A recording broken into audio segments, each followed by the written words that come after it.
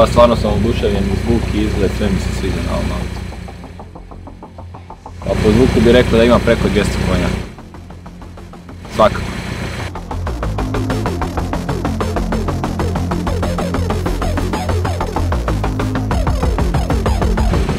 Dinamičan, mal, nov. 250. Naravno.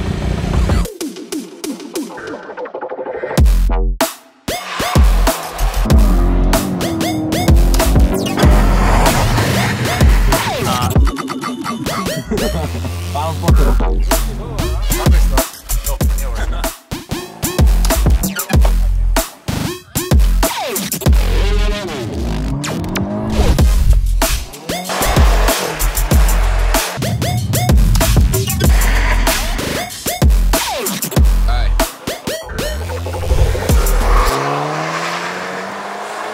Koliko si imao vrijeme?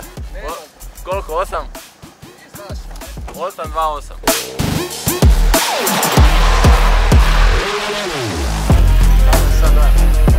Odlično, baš sam oduševljen autom, brzinom, tako da... Kaj da ga stavimo još malo, bi ga još malo vozio? Pa, još koji dan, bilo dobro da je tu.